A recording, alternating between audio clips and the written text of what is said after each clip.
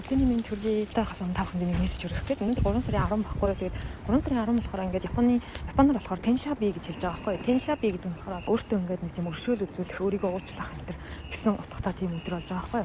Энэ өдөр болохоор ямар учиртай юм гэхээр өнөөдрийг хүртэл одоо өөртөө байсан бүх зүйлээ ингээд уучлж өршөөгөөд тэр бүх зүйлдээ ингээд хамт байсан талархаад тэгээд одоо болж өгвөл дахиж одоо жишээлбэл ингээд байж штэ бид нарт одоо өнөөдөр хүртэл ингээд хамт хэрэглээл явж байгаа тийм одоо шинээр аваад өмнөх тэр хэрэгжүүлсэн зүйлүүддээ баярлалаа гэж хэлээд шинэ зүйлдээ энэс хойш хамтдаа хичээж гэдэг юм. Тиймэрхүү сэтгэлээр ингээд хандах өдөр гэж хэлж байгаа байхгүй юу. Заавал одоо шинээр авах алуугүй төрсөн доторх юм нэг гаргаад тэгээд яг ахад хэрэгжилж эхэлж байгаа юм шиг бас эхлүүлсэн ч болно гэд нэг уучилж өршөөх одоо өмнө байгаа зүйлүүддээ өнөөдрийг хүртэл хэрэгжилж ирсэн зүйлүүддээ талархах тийм нэг гоё бас чухал өдөр юм байна. Тэр 10 одоо энэ жилийн хамгийн эхний Теншаби буюу одоо өөрийгөө уучилж өршөөх өдөр учраас та бүхэндээ ингээд мессежийг өгье гэж бодлоо.